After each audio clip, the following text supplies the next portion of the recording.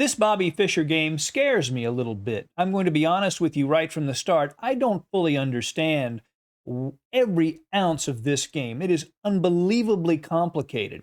His opponent is Samuel Reshevsky, who, along with Fischer, they were really the two best American players for a few decades.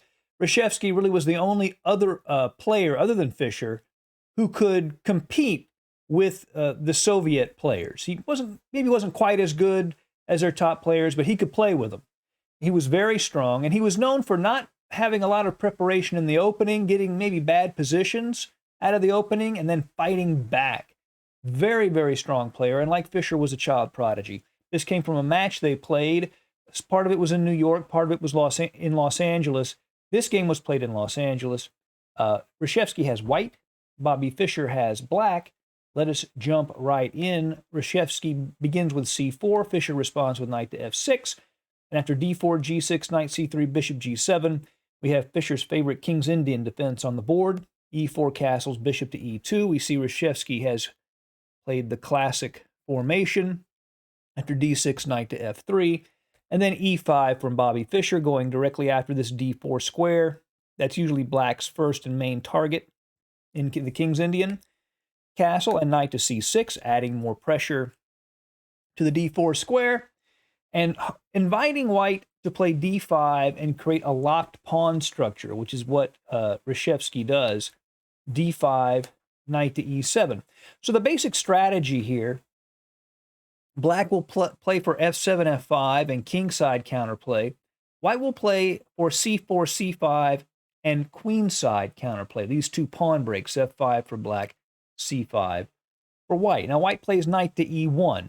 This is a strong move. For one thing, black would like to play knight to h5 and then play f7, f5. But now the queen and bishop cover the h5 square. Also, this knight is going to d3 to support the c4, c5 push, and it also unblocks the f-pawn, so when black does play f5, white can play f3. So a multi-purpose move. So black plays knight to d7. He has to retreat the knight to unblock the f-pawn to play f5, knight to d3, and f5. So if Reshevsky were to play f3 here, black could play f4 and get the traditional locked structure, playing for a g4 break. The main line here is bishop to d2, giving black an opportunity to go wrong with the move f4, which isn't as good with the pawn not on f3 because white could play bishop to g4 and get the bishop outside the pawn chain. And white has a nice strategical position here. But instead, Reshevsky plays the move ef5, leading to a different type of structure. Fischer could take with the g-pawn, but instead he takes with the knight. The knight is aiming for the d4 square. The only downside is now this e4 square is also a nice square for white's knight as well. f3 to sort of keep control over this e4 square. Knight to d4, and knight to e4. So both knights have good squares. White's knight isn't quite as far advanced, but it's much more stable than black's knight on d4. Fischer plays b6 here to prevent this c4, c5 push we talked about earlier. Bishop to g5 from Reshevsky hitting the queen. The queen shifts to e8. The bishop comes back, preparing to break with c5. He wants to play b4, then c5 to get his breakthrough on the queen side. So Fischer plays a5 to prevent an immediate b4 from white. He could play it, but then he wouldn't have the pawn to support the c5 push. So rook to e1, perhaps wanting to play bishop to f1 and save that nice light squared bishop. Just a footnote, in these King's Indian structures, these Mar del Plata structures with the locked center, the light squared bishops are very important for both sides. So Fischer goes ahead and takes that bishop on e2, gets rid of his nice knight, but now he has the bishop pair, and again, an unopposed light squared bishop, which is very nice in the King's Indian. Queen takes e2, and h6. Fischer begins his kingside pressure, wants to play g5 and create some pressure against white's king. b3. The idea is, again, we talked about white wanting to play c5 here. He wants to play a3, then b4, and then c5. Some might ask, well, why doesn't he just play a3 first and then just play b4 in one go? Wouldn't that be faster? The problem is Fischer would play a4, and now he couldn't play b4. Otherwise, Fischer would take en passant, and his pawns would be broken up. So he plays b3 first. It's slower, but it guarantees he can advance the pawns. g5, Fischer continues on the king side, a3. Queen to g6, the queen is on a nice square, aiming at white's king and putting some pressure on this diagonal, hitting the knights at e4 and d3. Reshevsky continues with his strategy with b4. Fischer could take on b4, but and this is probably an equal position, but this rook could come into a7, irritate this c7 pawn. I think he would rather avoid that. So instead, he just plays knight to f6, getting his knight over to the king's side. Reshevsky goes ahead and takes on a5. And again, Fischer could just retake there, but instead he plows ahead on the king's side, trying to take advantage of the pressure the queen applies to the king and the potential pin on this g-pawn. Knight d to f2 from Reshevsky, trying to strengthen the knight at e4, but now Fischer really generates a lot of pressure.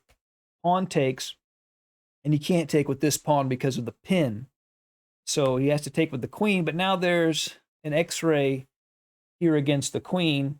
So now Fischer goes ahead and plays knight to h5. We talked about in the opening, Black would have liked to have played this, but wasn't allowed to, but now he's found his way back. And with tempo, can play the knight into f4, where it can cause a lot of problems. Queen to e3, and now Fischer goes ahead and takes that pawn at a5.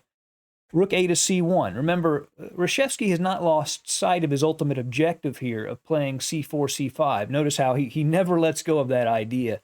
Everything he does is sort of leading to that. Fischer plays bishop to f5, increasing the pressure on the knight at e4. Reshevsky finally gets in his c5 move. Knight to f4 from Fischer, with the immediate threat of queen to g2 mate, so Reshevsky has to deal with that. He plays queen to g3. But notice something. The relationship here between the queen and the king, if this e2 square was not defended, Black could play knight to e2 check and fork the king and queen. Fischer, seeing this, takes advantage of this arrangement of pieces. First, he takes on e4 with his bishop. Now, if he takes with the knight, then queen g3, hg3, and knight to d3, and he would win the exchange by forking the rooks at c1 and e1. So because of that, Reshevsky takes with the rook. But again, look at this relationship. What if e2 wasn't defended? And now Fischer wins an exchange, wins a rook in exchange for a minor piece by playing queen takes rook. And now when Reshevsky retakes the queen, Fischer is able to play knight to e2 check. Since the rook is not there defending e2, he forks the king and the queen, and he wins the rook in exchange for this knight. So king to h1, knight g3 check. Now, Reshevsky could take with the knight, but after e4, Fischer gets a lot of pressure. After knight takes, he could play rook to f5, aiming at the d5 pawn. The bishop could come to b2, attacking the rook and the pawn at a3. So to avoid all that, Reshevsky goes ahead, lets his pawn structure get weakened with hg3. Keeps a piece out of f4 in the future. I mean, it's not threatening to go in there now, but most importantly, he keeps this knight blockading on e4. Rook to a6, defending the d6 pawn. Reshevsky takes. And a4, fixing the pawn on a5. So we can say, I mean, Fischer does have an advantage here. He's got a material advantage. But Reshevsky's defense and his ability to fight back is unbelievable. I mean, it was shocking how good he was at fighting back. Rook to f7, so Fischer could sneak his bishop back to f8 and defend the d6 pawn. g4 to allow Reshevsky's king to enter in the game via h2 and g3. Bishop to f8 defends. King to h2 gets ready to activate the king. Fischer does the same thing. Rook to c8, activating the rook and putting some pressure on the bishop at f8 if the rook were ever to move away. Rook to b6 to activate the rook on the b file. And now rook to a8. Now, what if Reshevsky just takes the pawn with the bishop? That makes sense. The problem is rook to a6. And when the bishop moves, he'll be able to take the pawn at a4 and directly attack the knight on e4. And Reshevsky does not want that to happen. So he instead plays rook to a8. So he can take with the rook and keep Fischer's rook from becoming too active. Rook to b3. Now Fischer threatens the rook to come into d3, where it could put pressure on White's position. Here, if Reshevsky were to take with the rook, Fischer could play rook to d3, and his threat is to play rook to d4 with a double attack on the knight and the bishop. So the bishop moved, let's say, and then rook to d4, again a double attack, and White ends up losing material. If he plays knight to d6, yes, he's counterattacking the rook, but then just rook to d7, and there's a pin on this diagonal is the problem. After bishop c3, he just takes, and takes the pawn with check, and he's up a minor piece. So because of that, Reshevsky takes with his bishop. Now here is an interesting move. Fischer played the move rook to f4. In my 60 memorable games, he criticizes this move and felt that the move rook to e3 was better. And rook to e3 is probably a good move, but interestingly, according to modern engines, rook to f4, his actual move, is the best move in the position. So I find that interesting. He sort of over-criticized himself a little bit. Rook to f4 is quite strong, hitting the knight and the pawn at g4. Here, Reshevsky plays bishop to c7 to attack the d6 pawn. If knight to g3, then rook to g4. Rook f8, rook takes g3. And black is in very good shape. He's still up the exchange, threatening this pawn. After rook to f2, rook to d3, attacking d5. Fischer would be completely winning. So instead, Reshevsky plays bishop to c7. Now, Fischer does take the knight on e4, but that means he's no longer defending the bishop at f8, so Reshevsky takes that. And now rook to d3, attacking that d5 pawn. Reshevsky plays rook to f6. Fischer takes on g4. Now rook to d6.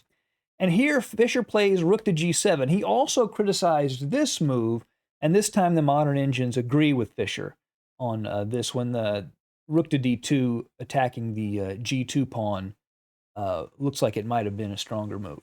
But rook to g7, attacks the bishop, prevents any checks. Rook to c6, rook takes d5. So far, Bobby Fischer is still in control. He's still up in exchange. He has a nice central pawn. But this bishop isn't bad. It has a lot of scope here. Rook to c2, both defends g2 and prepares to get behind the a pawn to push it forward. Fischer plays e4, a5. Now Reshevsky's pawn cannot be ignored much longer. Rook to d3, Fischer prepares to get behind the pawn with his rook. Bishop to f4, rook to f7, g3, and here e3 was played. It looks like rook to a3, putting the rook behind the pawn is the best move here. But finding the best move in these kinds of positions is extremely complicated. These are the kind of positions, Mark Dvoretsky has those endgame books that nobody seems to understand except the top GMs. This is the kind of position you find in a book like that. Very complex. Fischer goes ahead with e3, and there's a serious threat from Fischer. He's threatening in this position to play rook to d2 check, which would win, right? Rook takes, pawn takes, and if bishop takes, rook to f2 check attacks the king and the bishop. However, the move king to g2 could hold here, apparently. The idea is that after rook to d2 check, there's no double attack because the king controls the f2 square. But Reshevsky did not play king to g2. He played rook to c1, and now Fischer again is sort of back in the game. Rook to e7, to win it. He's obviously not going to lose it, but his winning chances are back. Rook to e7 supports the e-pawn. Rook to e1 to stop it. And here is a position, again, Fischer plays rook to a3, which looks natural. Earlier we saw that was a good move. Here it turns out e2 appears to be the winning shot. Now, my 60 memorable games does not mention this move. It's one of those moves that's just, really, really hard for humans to understand the difference. After king g2, rook d1, exchanging on e1, h5. And here is a big advantage for black, according to computers. But I want you to look at this position. Notice the position of this pawn and this bishop. And this is apparently is winning for black. I can't say I understand the process. I did look at it, but it would take an hour-long video just to explain this endgame. Not that I really understand it myself. But look at this. This is a win for black. Keep that in mind as we finish off this game. Rook to a3, rook to e2, king to g6, king to g2, rook takes pawn. Now rook takes e3. Now here's the strangest thing. If Fischer were to take on e3 here, after bishop takes, apparently this is a draw. The only basic differences are the pawn's not on h5, the bishop's not on f4. But here, white can hold a draw. And again, I'm not sure why. And these details weren't really mentioned in my 60 memorable games in Fischer's analysis. The game continuation was rook to a2 check. And now king to f3 apparently was a mistake because if Fischer takes here, this is again a win for black. Why again? I don't know why one is a win and one is a draw.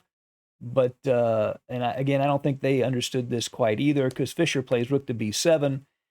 Then after rook to e6 check, king to f5, and king to g4. And in this position, a draw was agreed. Engines agree that this is a draw. This is a zero, this is completely equal. But again, 60 memorable games has no analysis of this position at all. But it's just too hard for black to break through here and get a winning position. It's hard enough to win king and rook versus king and bishop on their own. The details need to be correct. But really, an unbelievably complicated game of chess. And we see Reshevsky's resolve. What a tenacious and incredible defender he was. I hope you've enjoyed it, despite its great mystery. See you again soon at Chess Dog. Goodbye.